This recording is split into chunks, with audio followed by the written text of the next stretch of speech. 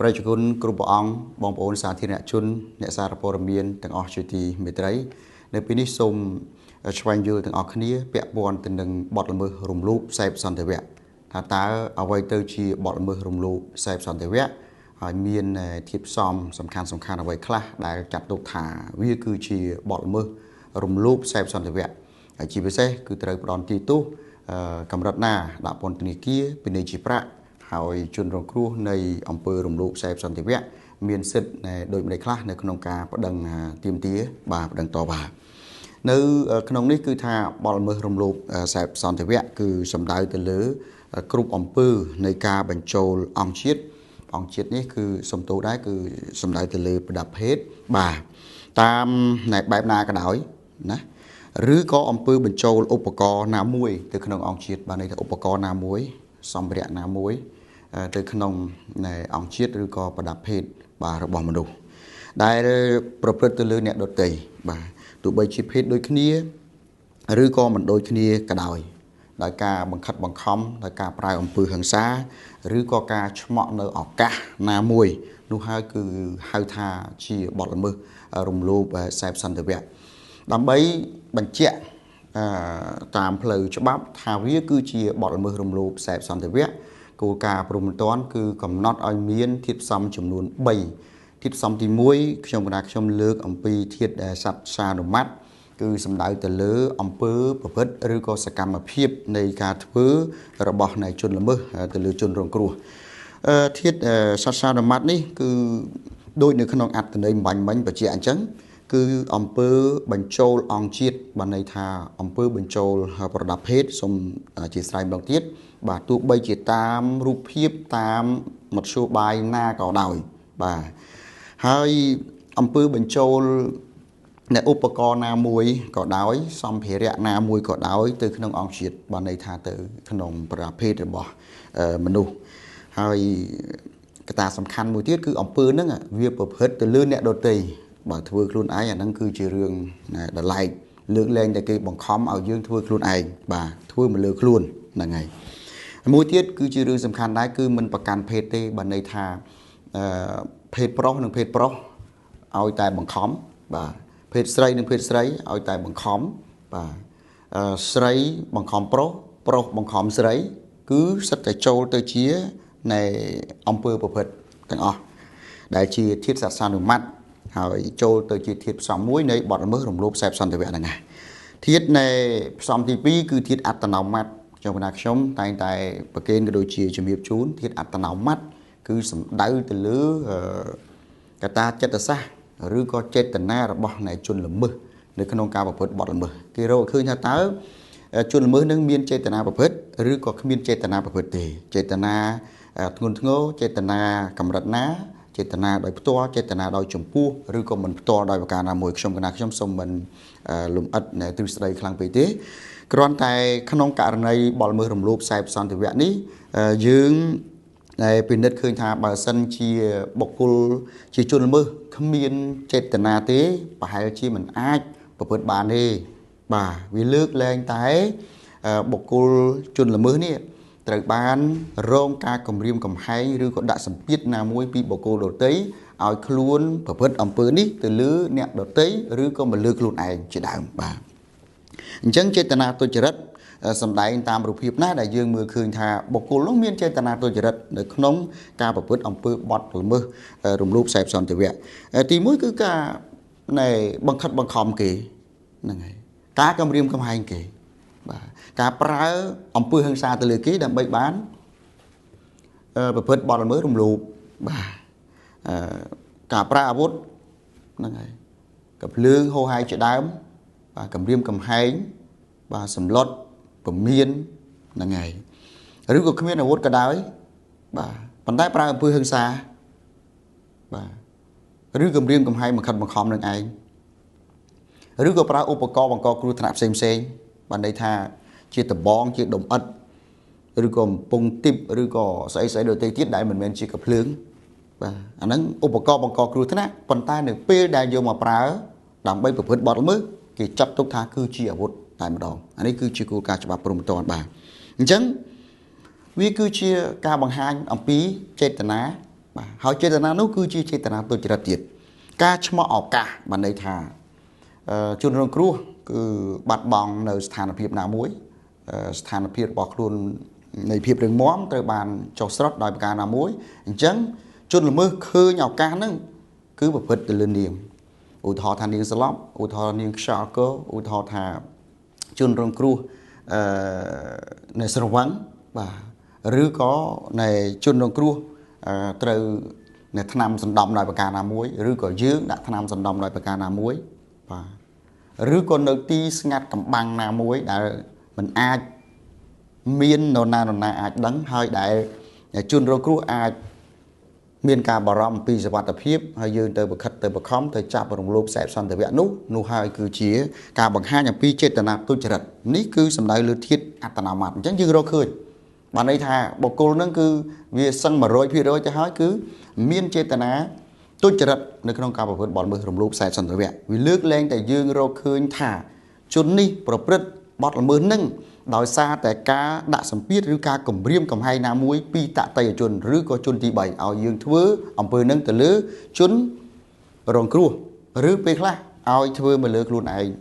ដូចនិយមន័យខាងលើបានបញ្ជាក់មួយទៀតយើងមានពីរធាតុសាសនាម័តធាតុអត្តនោម័តចូលចុងក្រោយវាតល់តែអំពើហ្នឹង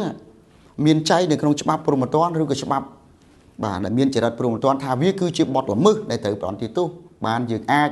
បាទអនុវត្តច្បាប់ទៅលើជនល្មើសនោះបានឬក៏ចាត់ទុកថាជាអំពើល្មើសច្បាប់ហើយចាត់ទុកថាជននោះគឺជាជនល្មើសបានហ្នឹងហើយអញ្ចឹងយើងមើលនៅក្នុងក្រមព្រហ្មទណ្ឌឆ្នាំ2009បាទគឺបានបញ្ញត្តិយ៉ាងច្បាស់ថាអំពើទាំងអស់ហ្នឹងគឺជាបទល្មើសរំលោភសេពសន្តិវៈដែលមានចែងនៅក្នុងមាត្រា239បាទក្រមព្រហ្មទណ្ឌឆ្នាំ2009ហើយធាតុនៃសុំទោសធាតុនិច្ឆានគោលនេះគឺតម្រូវឲ្យក្រៅពីការកំណត់ថាវាគឺជាបទល្មើសគឺត្រូវតែកំណត់ឬក៏បញ្ញត្តិអំពីទោសបាទទោសមានទោសព្រហ្មទណ្ឌហើយនឹងនៃការផាកពិន័យ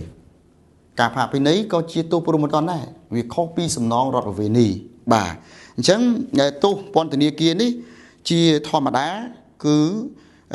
ការប្រព្រឹត្តបទល្មើសរំលោភសេពសន្តិវៈនេះគឺផ្ដន្ទាទោសដាក់ពន្ធនាគារពី5ឆ្នាំទៅ10ឆ្នាំហ្នឹងហើយបាទពី5ឆ្នាំទៅ10ឆ្នាំបើសិនជារកឃើញថាជនល្មើសប្រព្រឹត្តដោយមធ្យោបាយប្រើប្រាស់នៃគេហៅថាអាវុធឬក៏គំរាមកំហែងនឹងអាវុធដើម្បីប្រព្រឹត្តបទល្មើសរំលោភហ្នឹងហើយដោយការប្រើប្រាស់គ្រឿងញៀនឬក៏គ្រប់វិធីផ្សេងដែលនាំឲ្យជនរងគ្រោះបាត់បង់ឬក៏ចុះខ្សោយលទ្ធភាពតទល់កម្លាំងតទល់ការប្រតិកម្មការការពារខ្លួនត្រឡប់មកវិញនោះឬក៏ប្រព្រឹត្តដោយបុគ្គលដែលមានអំណាចទៅលើជនរងគ្រោះអ្នកនឹងមានអំណាចទៅលើជនរងគ្រោះបាទដោយបុគ្គលដែលរំលោភអំណាចដែលមុខងាររបស់ខ្លួនបានបកគលឲ្យយើងមានមុខងារមួយដែលច្បាប់បកគលឲ្យប៉ុន្តែយើងយកអាមុខងារហ្នឹងទៅប្រើប្រាស់ដើម្បីបង្ខំគេរួមភេទបង្ខំគេរំលោភសេពសន្តិវៈឬក៏បៀតបៀនបាទដោយបុគ្គលច្រើនរូបដែលប្រព្រឹត្តនៅក្នុងឋានៈជាចារីបានន័យថាអ្នកប្រព្រឹត្តផ្ទាល់ជាសហចារីបានន័យថាចូលរួមប្រព្រឹត្តផ្ទាល់បាទអ្នកផ្ដើមគំនិតបាទណាមេក្រុមមេបញ្ជាការណាមេគំនិតណាឬក៏អ្នកសំគំនិតគឺมันបានចូលរួមប្រព្រឹត្តដោយផ្ទាល់ទេប៉ុន្តែបានសម្របសម្រួលឲ្យបទល្មើសនេះវាកើតដំណើរការជួយមើលផ្លូវជួយឲ្យសញ្ញាបាទជួយលាក់បំបាំងជួយដឹកជញ្ជូនហៅហាយកខងហើយអញ្ចឹងបាទហ្នឹងហើយអាហ្នឹងគឺថាត្រូវផ្ដន្ទាទោសពី7ឆ្នាំទៅ15ឆ្នាំដែលគេចាត់ទុកថាគឺជាបទល្មើសរំលោភមានស្ថានទម្ងន់ទោសដោយសារមធ្យោបាយប្រើប្រាស់ឬតាក់ទងនឹងជនល្មើសក្នុងមាត្រា240ក្រៅពីនេះគឺក្នុងក្របខ័ណ្ឌនៃបទល្មើសរំលោភសេពសន្តិវៈនេះដែរគឺរំលោភ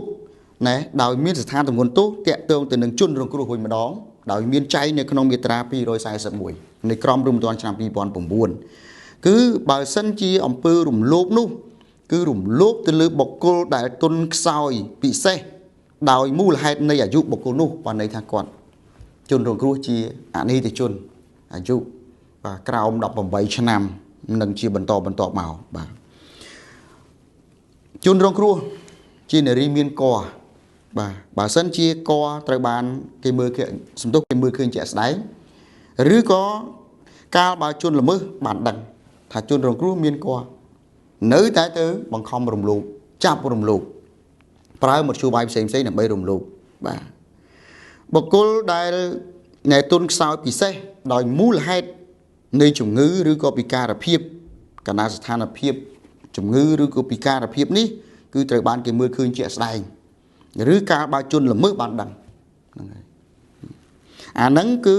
ផ្ដន់ទោសនៅក្នុងមាត្រា241ស្ថានទម្ងន់ទោសតាក់ទងទៅនឹងជនរងគ្រោះគឺត្រូវផ្ដន់ទោសដាក់ពន្ធនាគារពី7ឆ្នាំទៅ15ឆ្នាំបាទមួយទៀតខ្ញុំលើកអំពីករណីនៃបទល្មើសរំលោភដោយមានស្ថានទម្ងន់ទោសដោយសារការធ្វើទារុណកម្មឬអំពើឃោរឃៅនៅក្នុងមាត្រា243នៃក្រមព្រំដែនឆ្នាំ2009បើសិនជារកឃើញថាការប្រព្រឹត្តបទល្មើសរំលោភខ្សែសន្តិវៈនេះគឺណែធ្វើឡើងបាទមុនពេលរំលោភឬក្នុងពេលរំលោភឬក្រោយពេលប្រព្រឹត្តបទល្មើសរំលោភគឺជនល្មើសឬក្រុមជនល្មើសបានធ្វើទារុណកម្មឬអំពើឃោរឃៅទៅលើជនរងគ្រោះនោះគឺត្រូវផ្ដន្ទាទោសដាក់ពន្ធនាគារពី10ឆ្នាំទៅ20សំទោសទៅ30ឆ្នាំមួយករណីទៀតខ្ញុំសូមប្រកេនក៏ដូចជាបញ្ជាក់បាទបទល្មើសរំលោភមានស្ថានទម្ងន់ទោសដោយសារមរណភាពនៃជនរងគ្រោះបានន័យថាដោយសារតែអំពើរំលោភរបស់យើងគឺបានបណ្ដាលឲ្យជនរងគ្រោះស្លាប់មានកំណត់ចែងនៅក្នុងមាត្រា244បើសិនជានៃបទល្មើសនេះបណ្ដាលឲ្យជនរងគ្រោះស្លាប់ប៉ុន្តែគ្មានចេតនាទេអាហ្នឹងគ្មានចេតនាផងណាបាទគឺផ្ដន្ទាទោសដាក់ពន្ធនាគារពី15ឆ្នាំទៅ30ឆ្នាំដែរអញ្ចឹងទេខ្ញុំសូមអនុញ្ញាតប្រកេនក៏ដូចជាជំរាបជូនអញ្ចឹងពាក់ព័ន្ធបទល្មើសរំលោភហើយក្នុងក្របខ័ណ្ឌដែលខ្ញុំប្រកេននឹងជំរាបនេះគឺក្នុងក្របខ័ណ្ឌច្បាប់នៅកម្ពុជាហើយបណ្ដាប្រទេសផ្សេងគេអាចកម្រិតទោសនៃខុសពីហ្នឹងក៏មានដែរបាទហើយ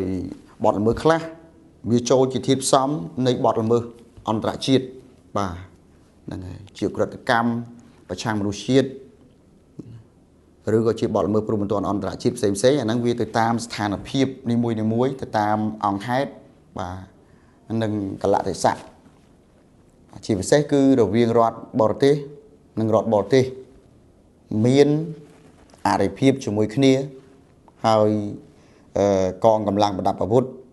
ឬក៏កងទ័ពនៃរដ្ឋណាមួយប្រព្រឹត្តនៅអំពើរំលោភខ្សែសន្តិវៈបាទតាមមធ្យោបាយណាមួយដែលខ្ញុំរៀបរាប់ឬក៏ស្ថានទម្ងន់ទោសណាមួយដែលខ្ញុំរៀបរាប់នេះអាហ្នឹងគឺថាគេអាចទាញទៅជាបទល្មើសឧក្រិដ្ឋកម្មបាទអន្តរជាតិបានហ្នឹងហើយប៉ុន្តែខ្ញុំមិនវែកញែកទៅកម្រិតអន្តរជាតិទេគឺគ្រាន់តែឆ្លៀតនៅក្នុងឱកាសនេះគឺប្រកេនក៏ដូចជាជំរាបជូនបងប្អូនយើងឆ្វែងយល់ករណីរំលោភខ្សែសន្តិវៈនេះបាទមិនថាបុរសរំលោភស្ត្រីរំលោភបុរសភេទដូចគ្នានោះឡើយឲ្យតែមានការបង្ខិតបង្ខំការគំរាមកំហែងការឆ្មក់ឱកាសការប្រើប្រាស់ហិង្សាដោយអាវុធក្តីមិនអាវុធក្តីគេរួមឲ្យតែគេមិនព្រមបាទវាគឺជាករណីរំលោភខ្សែសន្តិវៈទាំងអស់ហើយវាលើកលែងតែរឿងណែមិនស៊ីជម្រៅបើរឿងមិនស៊ីជម្រៅវាចូលបទល្មើសផ្សេងខុសគ្នាវាទៅជាករណីគេហៅថាបៀតបៀនគេខ្មាស់ដែលយើងធ្លាប់ប្រើប៉ុន្តែច្បាប់ព្រហ្មទណ្ឌថ្មីឆ្នាំ2009មកគឺយើងប្រើពាក្យថា produce និងគេភេទអាហ្នឹងបានន័យថាអត់ស៊ីជម្រៅទេបាទទៅប៉ះពាល់សៀមបង្អែលកន្លែងដែលជាគេខ្មាស់របស់គេហ្នឹងហើយអរគុណសូមអនុញ្ញាតបញ្ចប់ត្រឹមប៉ុណ្្នឹងខ្ញុំសូមក្រាបថ្វាយបង្គំលានិងសូមគោរពលាចុះបាទ